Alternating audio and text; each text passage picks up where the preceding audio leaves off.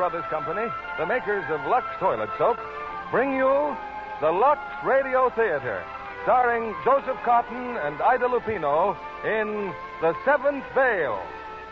Ladies and gentlemen, your producer, Mr. William Keighley.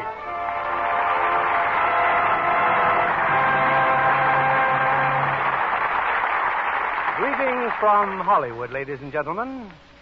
Living as we do in an age of science, it's fair to ask how far science can go in unraveling the mysteries of the human mind and probing the often troubled secrets of the heart.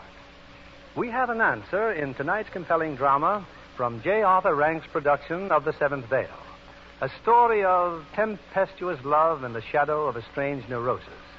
And our stars are two of Hollywood's finest, the ever-popular Joseph Cotton and that lovely dramatic actress, Ida Lupino. Our play unfolds in London, where you may be surprised to know there are many fans of the Lux Radio Theater who have heard it broadcast to our men and women overseas by shortwave, and many fans of Lux Soap, too. One of our American listeners forwards us a letter from a relative in England thanking her for presents she sent. I was particularly grateful, says the letter, for the Lux Soap you included. Soap is still scarce here, and to have my favorite Lux is really luxury. Well, while Lux Toilet Soap is not a luxury in this country, I know that the women in our audience agree with the sentiments expressed by our friend in England. On to our play and Act One of The Seventh Veil, starring Joseph Cotton as Nicholas Brandt and Ida Lupino as Francesca Cunningham.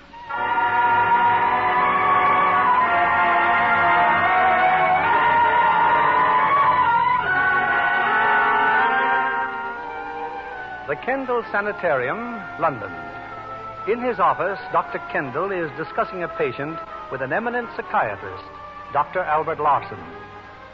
Well, Dr. Larson, now that you've seen Miss Cunningham... And you said she was admitted here following an automobile accident.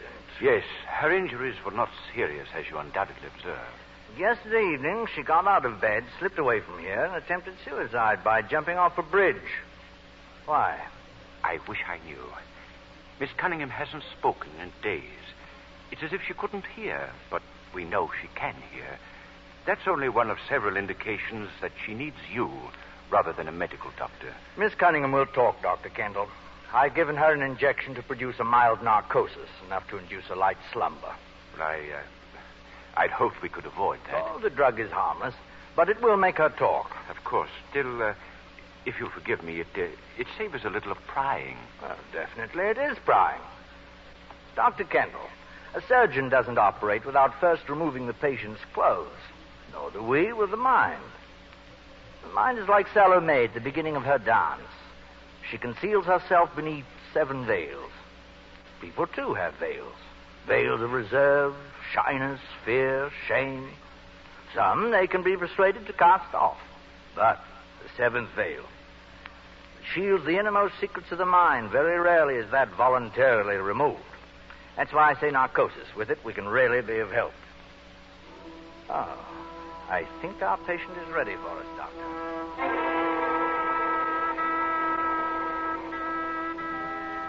The drug seems to have taken effect. Yes, but she can hear me perfectly. This is Dr. Larson, Miss Cunningham. I'm so happy you've been able to sleep. How wonderful it is to relax, to rest. You do hear me, don't you? Nod your head, Miss Cunningham, then I'll know for sure. Thank you. Now, you can do whatever you please. What would you like to do? Would you like to go back to school? You were happy when you were a little girl, weren't you? Wouldn't you like to be happy again? Back to school. Back to school. School. Tell me about school. You are 14 years of age now. How old are you? I'm 14. What's going on at school today? Tell me, Francesca. We've been fishing for minnows before chapel. Susan and I. Fishing for minnows? Yes, that's great fun. But we're going to be late for chapel. And I must get back to school. Oh, what's your hurry, Francesca? Oh, please, Susan, we'll be terribly late. Well, what if we are? All we'll get is a black mark. But I've been late once this week already. Miss Lawson's sure to send me to Miss Duncan. Oh, tell her you were sick or something. Oh, she'll never believe me. I said that on Tuesday. Oh, pooh. Then tell her you lost your way. I hadn't wanted to fish for minnows. But Susan could persuade me to do anything. And I'd always get caught and get punished. In Miss Duncan's office, a willow cane hung on the wall. Well, don't stand there, Cunningham. Hand me the cane. Yes, Miss Duncan. Hold out your hand. Oh, please, Miss Duncan. I know I must be punished, but not my hands. Please, today's the music scholarship for piano. And if you... Oh, please, please, my hands! My hands! By afternoon, my hands were still swollen and raw. I played so badly I hadn't a chance. And I'd set my heart on that scholarship. Music was the only thing I really cared for. Even then. But next time you sat for it, you passed easily? No.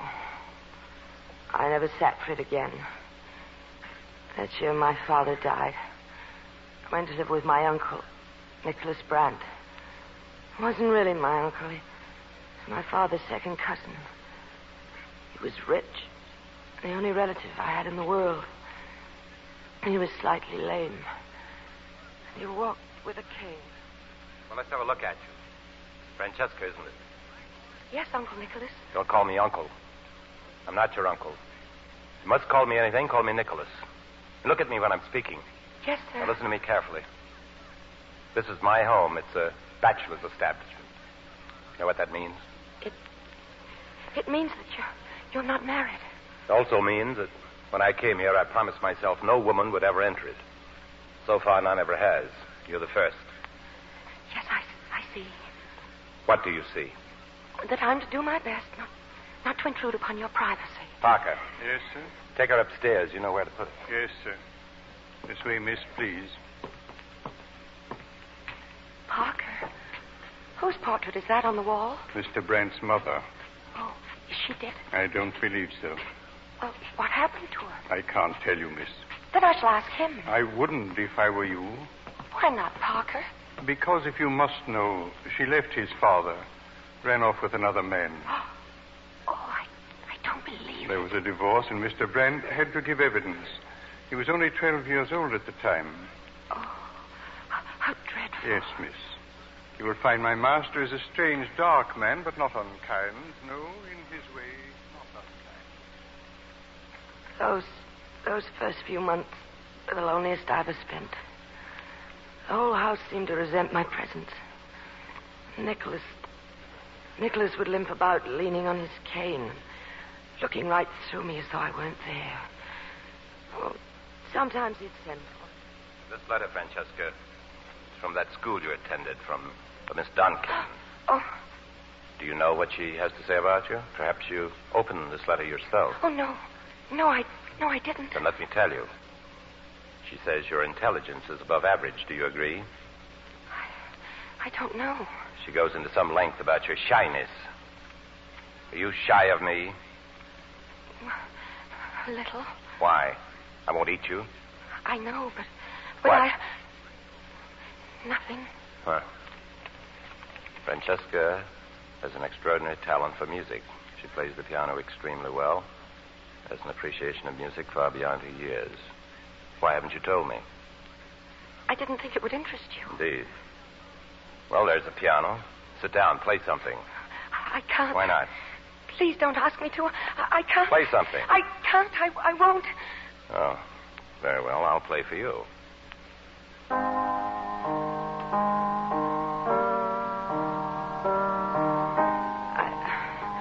I wanted to sing much to play. And then suddenly I seemed to lose my fear of him. And I sat down beside him, started to play.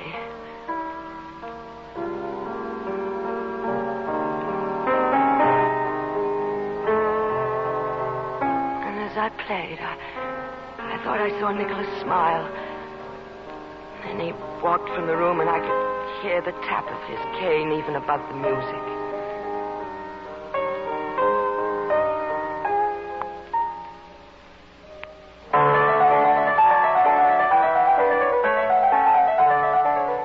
After that, he made me practice 5 and 6 hours a day. He was always beside me, listening to everything I did.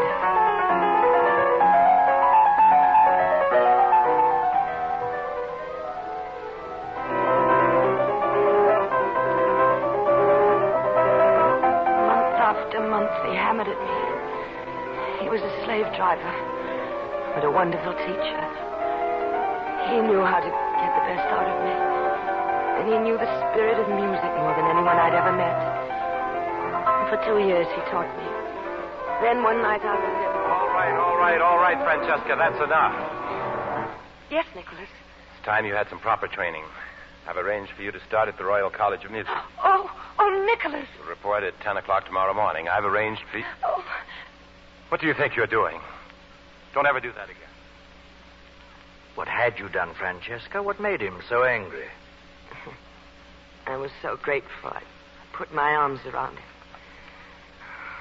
Dr. Larson, why am I telling you this? Because you feel better having said it. Yes. Oh, yes. You went to the college the next morning? But even before I left the house, Nicholas had gone. Parker said it was a business trip. Be away for months.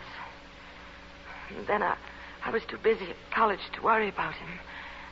And I met Peter. Who's Peter? Where did you meet him? At a little Italian cafe where most of us went for lunch.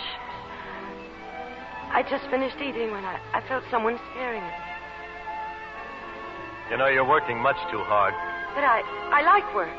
Well, I like ravioli, but I don't eat it all the time. Now, come on, put away that book. I'll pay your bill and we'll go for a walk. Oh, no, thanks. Come on.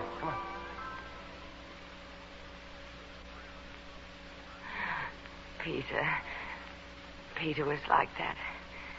He was an American working his way through college by playing with a dance band at night. The next evening, he took me to the nightclub.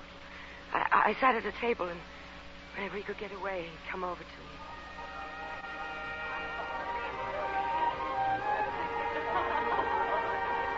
You know, Francesca, there's practically nothing wrong with you. Well, thank you. Oh, you're a bit of a prig, but of course that's just the way you've been brought up. And you're extremely rude. I suppose that's the way you've been brought up.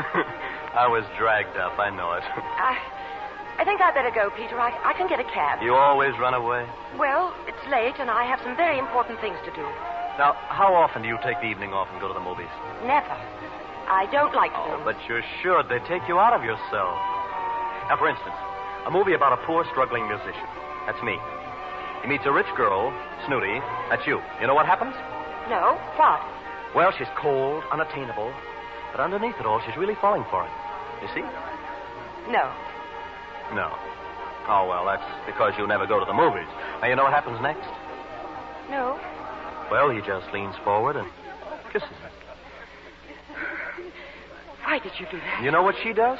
She walks right out of the place, leaving him looking like a dummy. Well, that's exactly but what that's only in the movies. Now, in real life, it's different.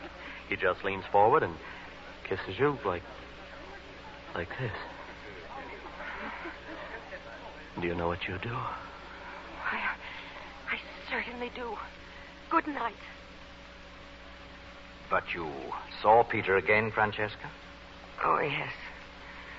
Yes, I kept away from him for a week. Then in the same little Italian cafe. You know, this happens in the movies, too. Peter. After the rich girl walks out on the poor musician, they're both awfully unhappy. And after a few days, they both take to haunting the spot where they first met. Oh? Why? Well, because by now they're getting pretty hungry. Hey, Mariani, 2 raviolis. But, Peter, I'm not hungry. The raviolis are for me. Don't you realize I've been so miserable I haven't eaten for days? Oh, I wish I could be angry with you, Peter. I wish I could. Francesca, you can smile. Oh, and it's a beautiful smile. We saw a great deal of each other. He took me to so many wonderful places. I forgot about Nicholas. He was still away. I wasn't prepared for his sudden return home. Good evening, Francesca. Oh, Nicholas. Why should you be surprised to see me? Well, I just didn't know you were back. Parker says you dined out this evening. Yes, yes, I did. Perhaps if you stayed home more often, you'd have better color. You look pale. Been working too hard? No, I don't think so. Well, aren't you going to play for me? Yes, of course, if you'd like.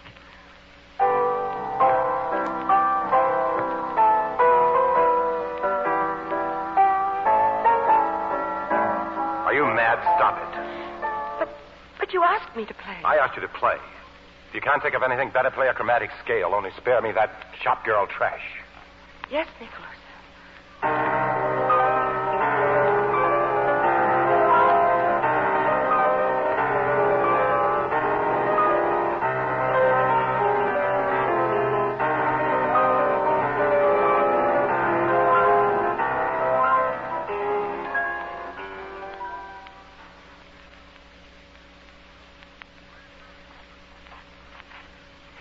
Why did you want me to meet you here in the park, Francesca? What's the matter? Oh, nothing. Peter, do you know why I broke our date yesterday? Uncle Nicholas again? No, I went to the movies. Who with? By myself. Oh. Yes, it was very interesting, Peter. All about a girl who knew that a boy loved her, but hadn't the courage to ask her to marry him. So she decided that... Peter, are you listening? Yeah, sure, I'm listening. Well, she decided she'd have to ask him herself. And did she? No. At the last minute, her courage failed her. Peter? My courage hasn't failed me. Peter, I want you to marry me. Francesca. Well, what do you know? You married him, Francesca? That night, Dr. Lawson, as I waited for Nicholas to come home, I told myself there's nothing to be frightened of. He can't do anything.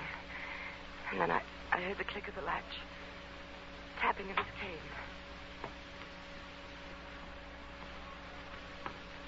Still up rather late? Nicholas, I must talk to you. Can't wait till morning? But it's very important. Well? Well, I don't know how to start. Nicholas, I'm engaged to be married. Oh. Well, good night, Francesca. Did you hear what I said? Perfectly. Now, if you'll excuse me, I'll look at my mail. But don't you understand, Nicholas? I found a man I love, and I'm going to marry Go him. to bed. Wait. Pack your bags. We're leaving for Paris in the morning. Paris? Oh, but I can't go. I won't. What could I do in Paris? Carry on with your studies. I don't care whether I ever play again or not. Do you hear me, Nicholas? I won't ever play again. Oh, why can't you be nice to me? Why must you always treat me as though I were a child? Because you are. I'm not. I'm grown up. I know what I want, and you're just trying to take it away from me. Don't you understand? I'm in love. How old are you? I won't go. I tell you I won't. I won't. How old are you? 15. Till you're 21, I'm your legal guardian. Do you understand what that means? No. It means that you can't marry without my consent. You can't leave this house without my consent. If you do, I can have you brought back by the police now. Now, stop crying. It's my duty to see that you behave properly and don't make a fool of yourself. Is that clear? Is that clear? Yes. Then go upstairs.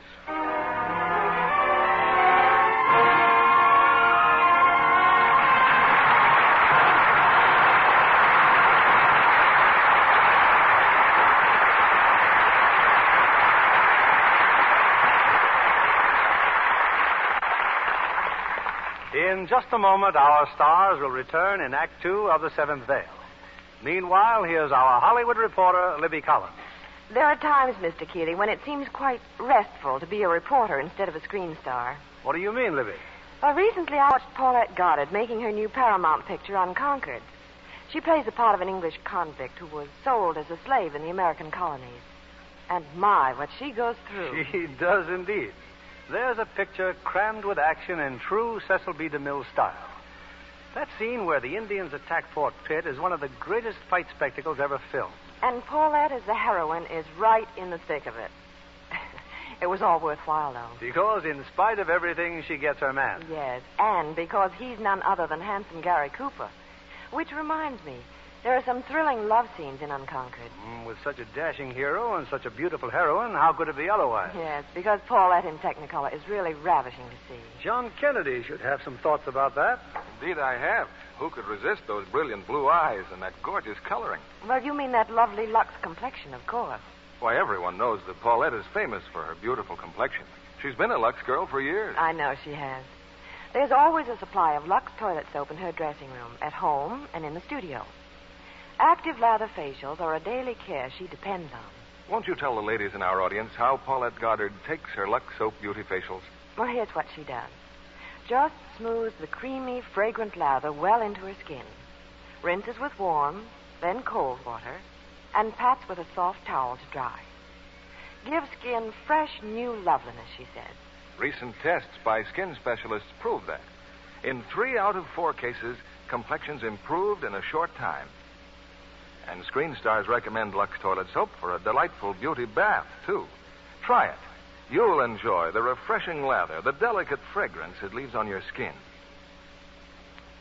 Here's Mr. Keeley at the microphone. We continue with The Seventh Veil, starring Joseph Cotton as Nicholas Brandt and Ida Lupino as Francesca.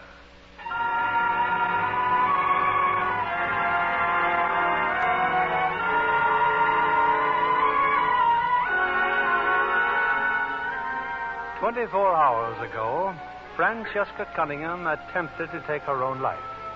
Now, under the influence of a drug, she continues to bear the secrets of her much troubled mind. So, Nicholas took you to Paris? Yes. Yes, Dr. Larson. 7 years before I saw Peter again. 7 years of music. Paris, Vienna, Rome.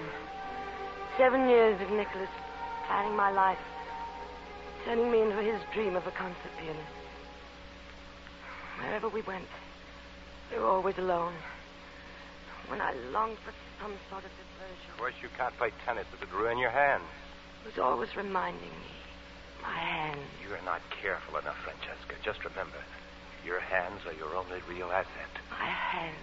Never risk harming them. Take care of your hands. My hands. Take care of your hands. Your hands. At last, Nicholas decided I was ready for my first concert. It was in Venice. He bought me the gown I was to wear. Hired a maid for me. And now he was teaching me how to bow. No, Francesca. Spread is good. Let the knee drop right down there. Now try it again, and for heaven's sake, smile. Yes, Nicholas. Turn around. Let me... Anna. Yes, sir. Look at the way that hem is hanging. Fix it. I'll be waiting at... How dare you burst into this dressing room? Oh, nonsense. I don't know who you are, but I happen to be an old friend of Miss Cunningham. Francesca. Why, Susan Brooks. My dear, how clever of you to remember me after all these years. Only it's not Brooks anymore. It's Krabatowicz. Horrid name, isn't it, darling? I'm married. Oh, Susan.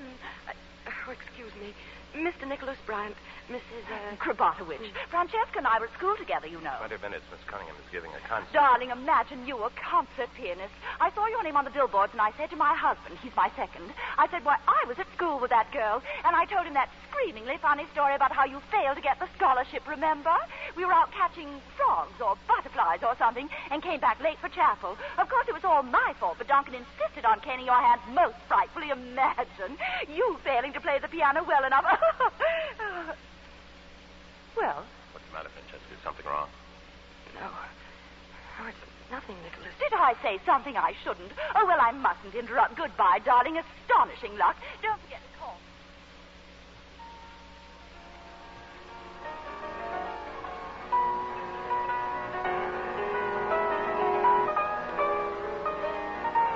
The concert that night. Concert terrified me. Seeing Susan again reminded me of that day in school. My hands, how raw and clumsy they were. I wondered how I could possibly get through my final number. My hands, I could almost feel my fingers swelling as I played. Nicholas staring at me from the window.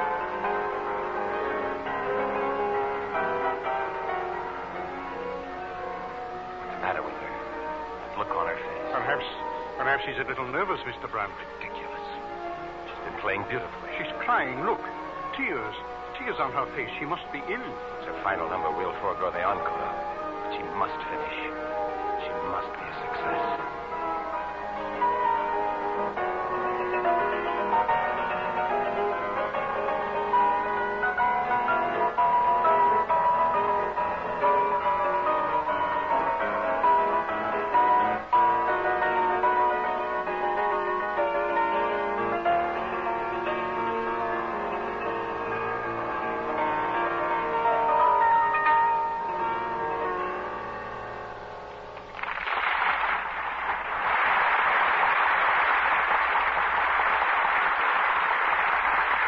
No encore, Francesca.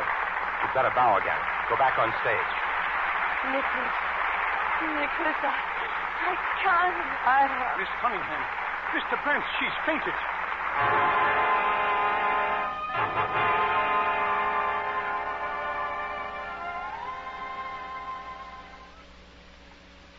Concert was a success. Dr. Larson, I can't account for my behavior. There was nothing wrong with my hands. I had played well. So tell me, all this time you never saw Peter? No. I wrote him from Paris, but letters came back marked, gone away. I didn't mind. I knew that one day I'd be back in London again, and I'd find Peter waiting for me. A few months later, I was giving a concert in Copenhagen. During the intermission, Nicholas opened the door for my dressing room. He always came in about noon. I neglected to tell you at dinner, Francesca, that a cable's come from London. They want you next month to Albert Hall. Do you want to go? Why ask me, Nicholas? You usually settle these things yourself. If I do, it's only to spare you the trouble. You know you can do exactly as you please. Can I, Nicholas? I can refuse this offer, then? If you wish, certainly. No. No, I think I should like to go. I'll let them know you've accepted. That same night, after the concert, when Nicholas came for me, he knocked at my door. It was the first time I ever remember him doing it. It was a magnificent performance, Francesca. Now, if you're ready, we could have some supper at the Viking. If you like, Nicholas? We could go to the Rotunda if you'd prefer. No. The Viking will be fine. Francesca, you told me before I never consulted you on anything. It doesn't matter. No, it does. If I haven't done so, it's only because I've wanted your life to be as smooth and easy as possible. Nicholas, let me finish. I've devoted years to converting a very ordinary girl in pigtails into a first-class artist. I've given up everything to help your career, and yet I make no demands on you at all. Yes, Nicholas. You're completely free to come and go as you please. Yes, Nicholas. That's understood, then? Good. Now, I've invited the Baron von Olben to dine with us. He'll meet us at the Viking. Oh, yes. Tomorrow after luncheon, there'll be a little reception at the Burgomasters. I've told them you'll play one selection and no encores. Yes, Nicholas. We leave for London on Saturday. Come along, Francesca. We shouldn't keep the Baron with us. London again. Peter. Oh, stupid of me thinking that he'd be there. It wasn't even listed in the phone book. I thought maybe he'd still be playing with that orchestra. No, I went from nightclub to nightclub.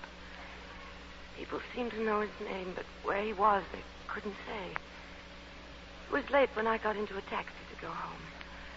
Then suddenly the cab stopped for a traffic signal, and I looked out of the window. And there in front of a cafe was his picture.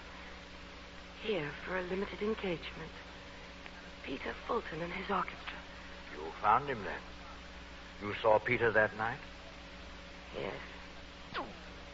I don't want to talk about it. Well, you can tell me. No, I don't want to talk about it. Will you tell me about Max, then? Max? Yes, Maxwell Layden.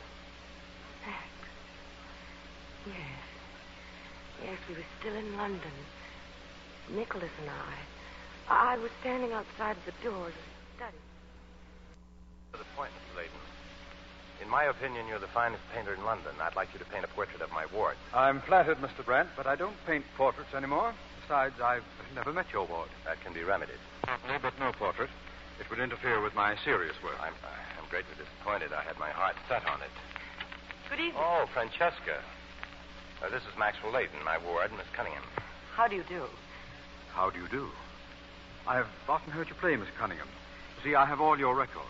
How kind of you. I was just suggesting that Mr. Layton do your portrait, Francesca. Oh, but I don't care to have my portrait painted. Beg your pardon? Why not? Well, it would interfere with my serious work, Mr. Layton. Good night. But Maxwell Layton did paint your portrait. I'm sure I saw it reproduced in some magazine. Oh, yes. Yes, finally, after Max insisted, I let him sketch me while I practiced. His interest in me was very satisfying. Soon I discovered I'd become quite fond of him.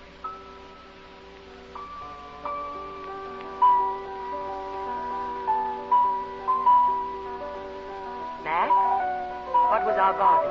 That I could come here and sketch you so long as it didn't interfere with your work. But you'd much prefer if I sat for you properly, wouldn't you? Naturally. My head and arms all arranged in a striking pose. Yes. Under strict orders not to move a muscle unless you say so. Yes. Would you still like me to do that, Max? I would love you to do that. Well, then I will. Yes. Max cleared the house day after day. One afternoon, I've tried to pose for hours. Well, I think you can rest now, Francesca. Oh, thank you, Max. Would you like some tea? No tea. You'd much rather get back to your piano. Doubt if I'll ever be able to play again. My neck's so stiff I couldn't see the keyboard. It's a lovely neck, Francesca. Everything about you is lovely. Oh, I thought I was the ugly duckling in your gallery of beauty. No, you're not. You're... Well? Must you really know? Of course. You're the most beautiful woman I've ever painted. Not because you're beautiful, but because I'm in love with you. You shouldn't have said that, Max. It's the most natural thing in the world to say. I hate love. Hate being in love. Never want it to happen to me again. You might as well be dead. Then I'd rather be dead than go through it again. I thought I'd put a high wall of music around me, that I was safe, secure. And now you come along and knock it all down. I hate you for doing that. On the contrary, you love me. Maybe I do. I don't know. In any event, you won't have to pose anymore. The portrait's finished. Finished? Oh, Max, let me see. Oh, it's very good. Awful to think of Nicholas having it. Why? Well, it seems to look right through me, and I don't want to think of Nicholas being able to do that. You're frightened of him, aren't you? Oh, I know you'll think it's absurd, Max, but Nicholas has some extraordinary power over me. Then why do you stay with him? I don't know. Don't let's talk about it. What are you going to do now? Take a holiday? Italy, I suppose. I have an old tumble-down villa there. It's on a bay. Very quiet. Very restful. Sounds lovely. Will you paint? Francesca, must we keep on pretending? Come with me. I'm in love with you and you love me. I'm asking you to marry me. I'd be a poor wife, Max. I don't believe it. Let me risk that. I'd like to marry you, Max. Very much.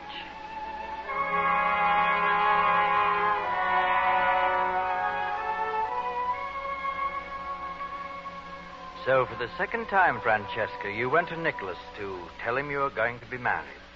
Yes, Doctor. How can you even think of such a thing? I won't listen to another word. I don't care if you listen or not, Nicholas. I don't care what you say or do. Francesca. It's no use. I'm grateful to you for some of the things you've done for me, but I'll never forgive you for the others. I'm going away with Max next week. Now, please don't try to stop me or make me change my mind. Is that clear? Quite. I've nothing more to say.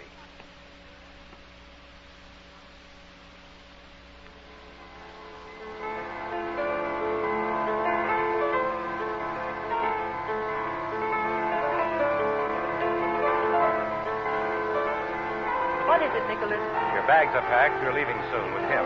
Yes? I must talk to you. I don't want to listen. Francesca, I haven't deserved this of you. I've given you everything I have. My love and my sympathy. My life hasn't been a happy one. You are the one beautiful thing that has come into it. Please listen, Francesca. Francesca, please stop playing. You're a great artist. You're my life's work, and now you want to throw it all away. Listen to me. You'll do as I say, and I demand you give this man up. Francesca, this happened once before, remember? You didn't love that boy, and you don't love Layton, and I'll tell you why. You belong to me. We must always be together. Promise. Promise you'll stay with me always. Promise me, Francesca. Nicholas, I'm leaving this house tonight. Very well. If that's the way you want it, very well. But if you won't play for me, you'll never play for anyone else. Ever again.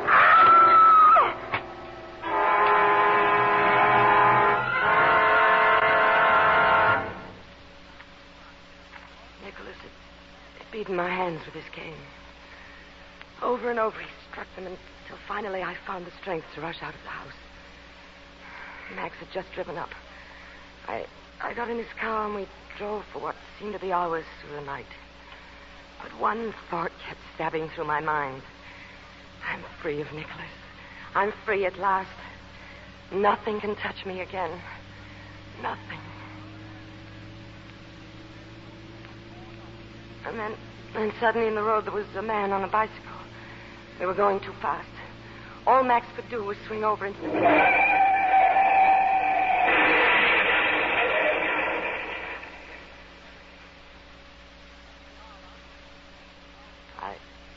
I woke up in this room. In this bed, Dr. Lawson. I looked at my hands. They were bandaged. I couldn't move them. I couldn't move my hands. I knew then I would never play again. Jessica, you're all right. You're going to be all right. Why didn't you kill me properly, Max? It was an accident, darling. Of course.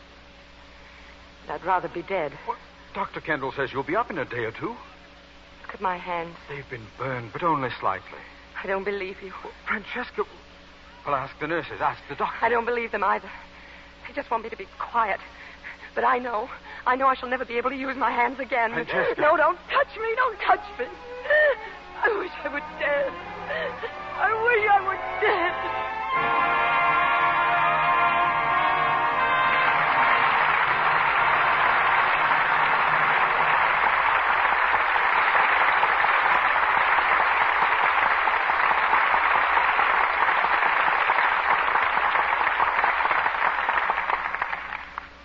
We pause now for station identification. This is CBS, the Columbia Broadcasting System.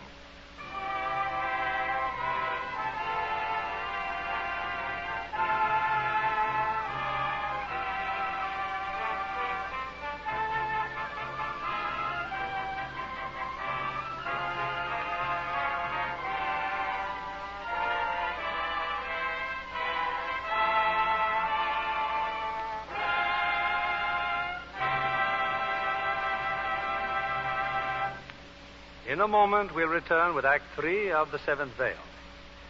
High school leading lady makes grade in Hollywood. That might headline the story of our young guest tonight, Miss Patricia Alphen, starlet at Universal International. Wasn't it that senior class play that put the movie bee in your bonnet, Pat? Well, Mr. Keeley, it inspired me to come to Hollywood and look for a job. I got one as mail girl out at the studio.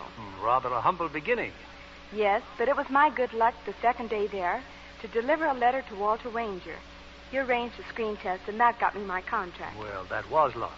And now you're really seeing how movies are made. Yes, indeed. And I've spent hours in the projection room watching new films. One of the most exciting I've seen, Mr. Keeley, is The Upturned Glass. Oh, yes. That's Universal International's next Sydney box release. With James Mason as star and co-producer. He plays a famous surgeon who destroys his career by committing a desperate murder. An unhappy hero, but a fascinating one in the true Mason style. Pamela Kellano, who is Mrs. Mason in real life, and Rosamund John give splendid performances also. It's Rosamund John who plays the romantic lead in The Upturned Glass. Yes, and she's so lovely to look at. Mr. Kennedy, you just ought to see that Lux complexion of hers in the close-ups. Well, a Lux complexion spells glamour wherever you see it. Including, may I say, that of Miss Patricia Alphen. You're very kind, Mr. Kennedy. I do use Lux toilet soap faithfully. Screen stars are certainly right when they say it's a complexion care that works.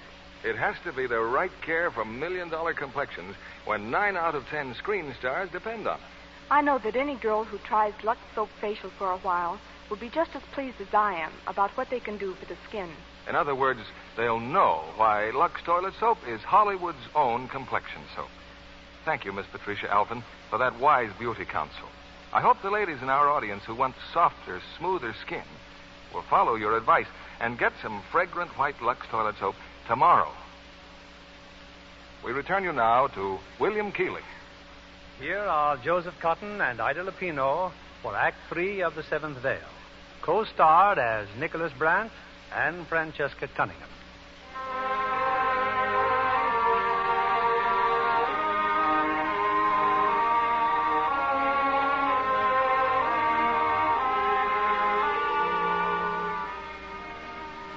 It's a few minutes later.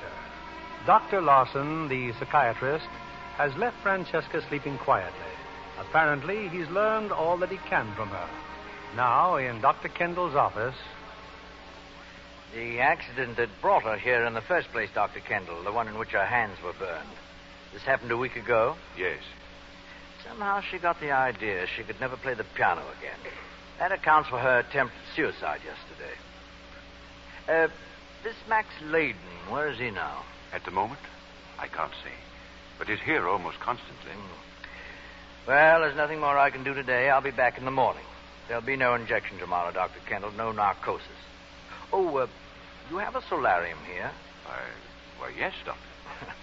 This may seem strange, but I'd like a piano brought in the solarium, a good piano, and a phonograph. See, Dr. Kendall, I have hopes that tomorrow morning Miss Cunningham will play again.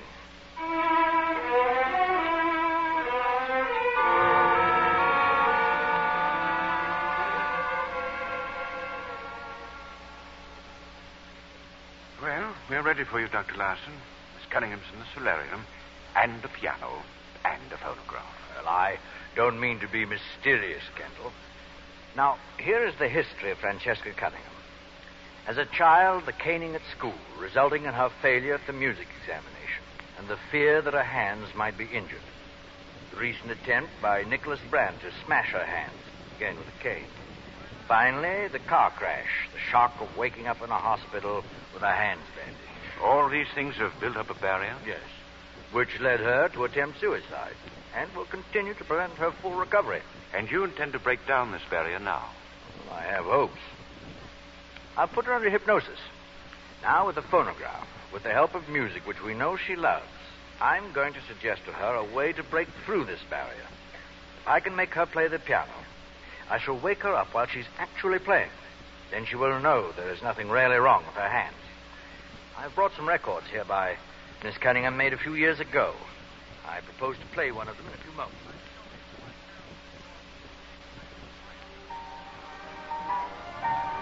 Francesca, can you hear that music? It's beautiful, isn't it? She's hypnotized? Yes. She'll do exactly as I wish. Francesca, would you like to play this music yourself? There's a piano here. Play. I can't play. Yes, of course you can if you want to. Do you? Yes. Good. Now get up from that chair. Give me your arm. We'll walk over to the piano here. Ah, that's fine, Francesca. Yes. Now sit down. Put your hands on the keys. Your hands want to play. Try, Francesca. Try.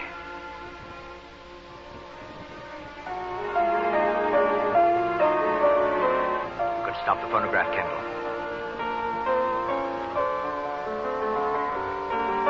She's playing. By George, she's playing. Under the hypnosis. Now to rouse her, to bring her out of it.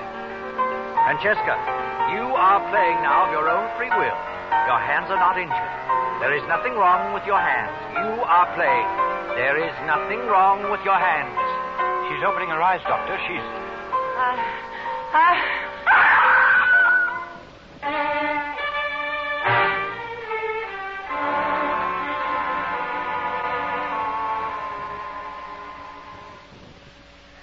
Why have you come here, Dr. Larson? Mr. Layden, because Dr. Kendall tells me you've removed Miss Cunningham from the sanitarium. Yes, she's here in my home. And I assure you, under adequate care. I feel it's my duty to go on treating her. I know what you did to her at the sanitarium this morning. I insisted that Dr. Kendall tell me. Even you must agree that she's suffered enough. She'll go on suffering till she's cured. Cured? With drugs, hypnotism? Your kind of treatment is likely to unhinge her mind altogether. Does Nicholas Brandt know what's happened to Miss Cunningham? No, he does not. There's been nothing in the newspapers. As far as he knows, she and I are in Italy. How is she now? Very well, thank you. I see. Well, oh, Mr. Layton, please, this is all wrong. I can help Miss Cunningham. Would you object if I saw Mr. Brandt, if I asked his permission? Not at all. Legally, he's no longer her guardian. If he thinks he is, you might tell him that Francesca and I are to be married next week. Well, I assume she's agreed to marry you. I think you can assume that she will agree. Mr. Layton, that poor girl is in no condition to make up her mind on anything at the moment. I warn you, what you're doing is very dangerous. Good night, Dr. Larson. Good night, Mr. Layton.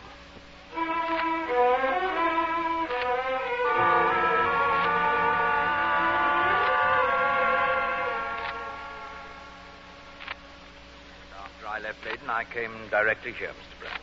What you've told me is a great shock. I thought Francesca was in Italy. I didn't come here to advise you of Francesca's condition or her whereabouts. It's quite possible she'd rather you didn't know. I came to ask a favor. What is it? I have a phonograph record here. It's a piece of music which has assumed some importance in this case. If you'd listen to it, perhaps you could tell me if it has any sentimental association, any connection with someone she knew. There's a phonograph. Play it if you want to.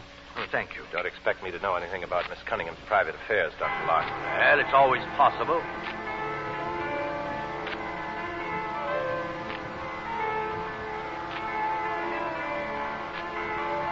You are familiar with the composition.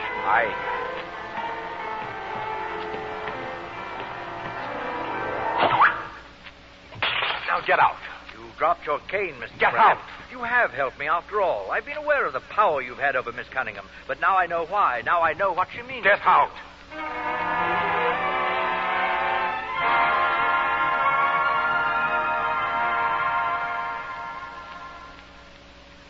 I don't care if you are her nurse.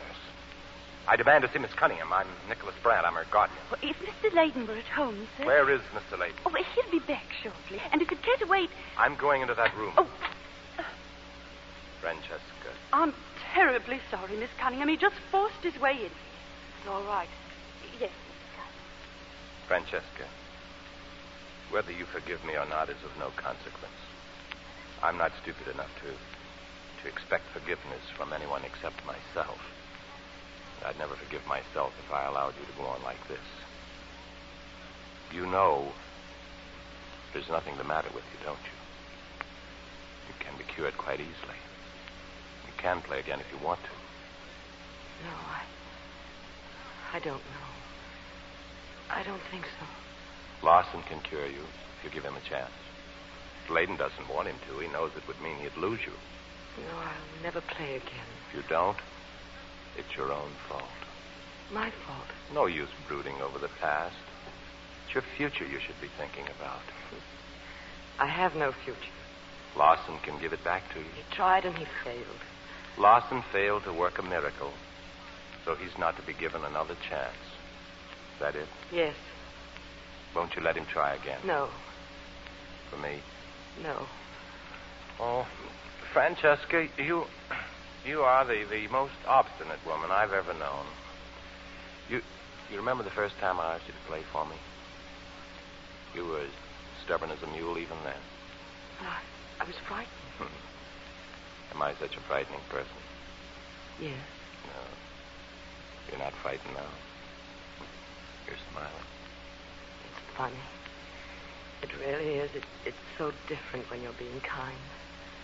When you're like this, Nicholas, I think I'd do anything for you. All you've got to do is make up your mind. Larson will do the rest. But I can't, Nicholas. I've tried. Well, look at me. I tell you, there's nothing to be frightened of ever again. Nothing to be frightened of ever again. No. You really want to play, don't you? Oh, yes, I do, Nicholas. Then you will see Larson. Yes. Yes, I'll see Larson. I'll phone for him right away. The phone's just down the hall, Mr. Brand. Layden. I just returned. I overheard. All right. I'll phone Larson myself. Yes, of course I'll come, Mr. Layden. I'll be there late this afternoon. You can't come now? No, I have a little checking up to do. Incidentally, I'll see Miss Cunningham at her own home, Mr. Brand's home. That's ridiculous. You may drive her there any time you wish. Meantime, I'll be trying to track down a man by the name of Peter Fulton.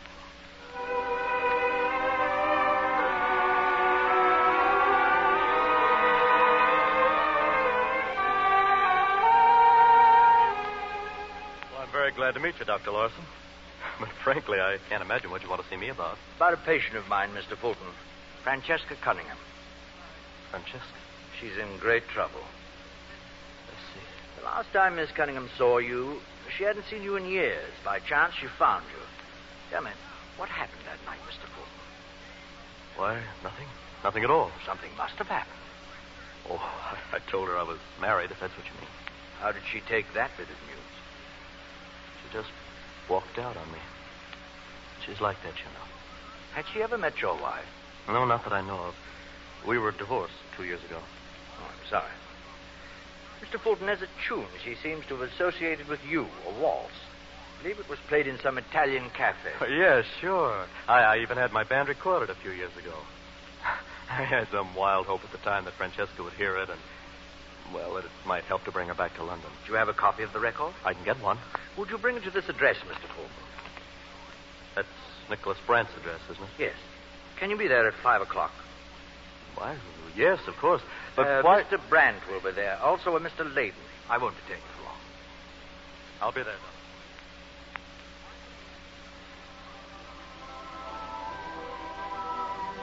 then. Mr. Brand, who is he? Who's that man upstairs with Francesca?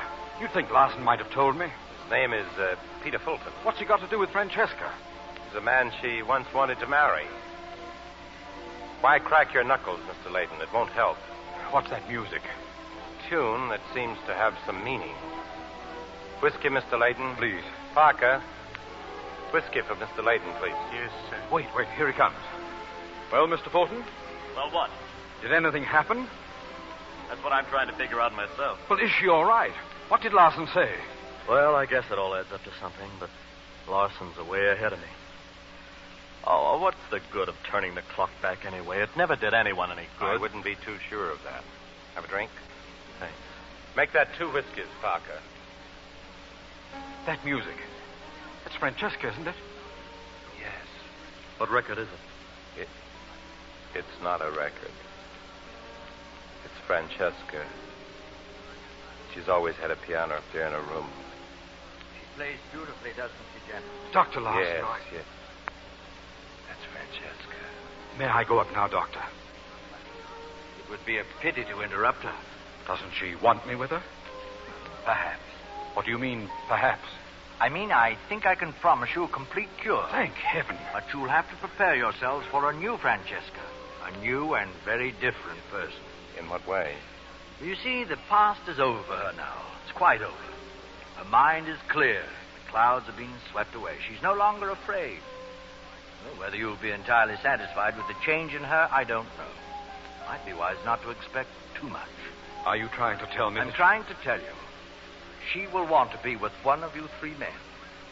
One she loves, one she's been happiest with, the one she cannot do without, or the one she trusts. And who is that? It would hardly be fair for me to say.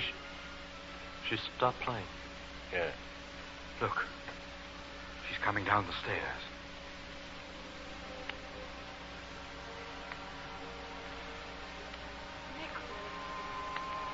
Oh, Nicholas. Mr. Fulton, Mr. Layden, since you 2 gentlemen are leaving now, perhaps one of you will give me a lift home.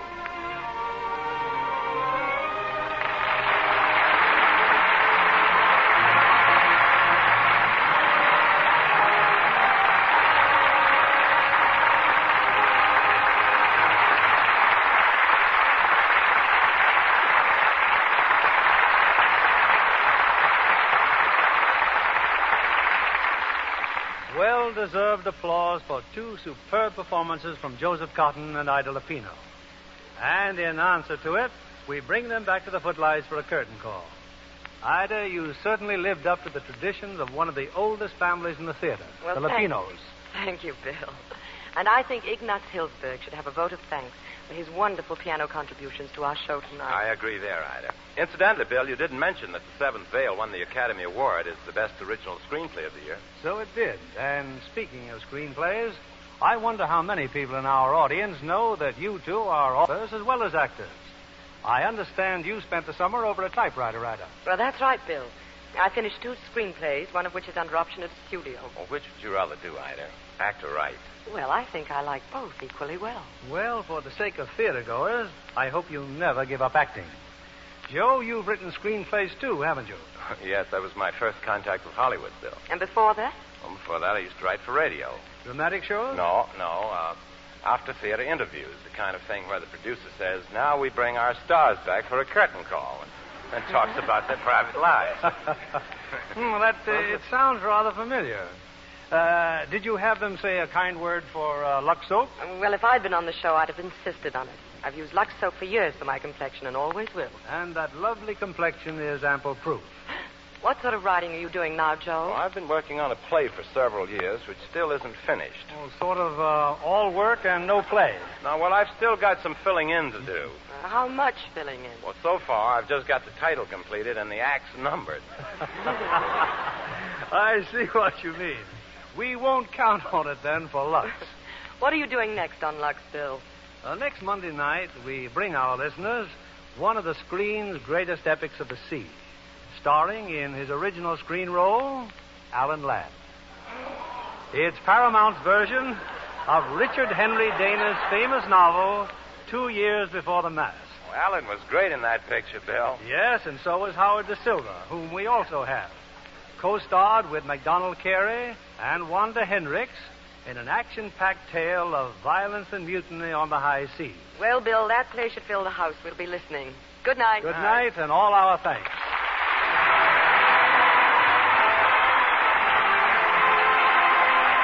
Viva Brothers Company, the makers of Lux Toilet Soap, join me in inviting you to be with us again next Monday evening when the Lux Radio Theater presents Alan Ladd, Howard Da Silva, MacDonald Carey, and Wanda Hendricks in 2 Years Before the Mass.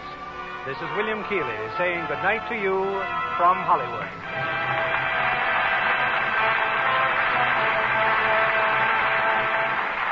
There's an appeal to housewives everywhere. Keep on saving and turning in your used kitchen fats. Thanks to patriotic American women, over 600 million pounds of used fats have been added to the United States supply of industrial fats and oils since 1942. But all over the world, the supply is still critically short. Your government asks you to keep on with the magnificent job you have been doing so that not a pound of the essential fats and oils needed to make household necessities will be wasted. Remember, your butcher will pay you for every pound. So save and turn in your used kitchen fats. Joseph Cotton appeared by arrangement with David O. Selznick, producer of Intermezzo, starring Ingrid Bergman and Leslie Howard. Ida Lupino is currently starring in the Warner Brothers picture Deep Valley. Heard in our cast tonight were Joseph Kearns as Dr. Larson, Gail Gordon as Max, Jack Edwards Jr. as Peter, Bill Johnstone as Kendall, Frances Robinson as Susan, and Norman Field, Janet Scott, and June Whitley. Our music was directed by Louis Silvers. And this is your announcer, John Milton Kennedy, reminding you to join us again next Monday night to hear 2 Years Before the Mast with Alan Ladd, Howard Da Silva, MacDonald Carey, and Wanda Hendricks. Fry. When you bake and fry. Fry. For your cake and pie. Fry. It's your shortening by. Rely on Spry. For lighter, better-tasting cakes, try Spry, the pure, bland, all-vegetable shortening with the special cake-making secret. Hear them say, boy, what a cook. Rely on Spry. S-P-R-Y. Be sure to listen next Monday night to the Lux Radio Theater presentation of 2 Years Before the Mast with Alan Ladd, Howard Da Silva, Donald Carey, and Wanda Hendricks. Stay tuned for My Friend Irma, which follows immediately over most of these stations. This is CBS, the Columbia Broadcasting System.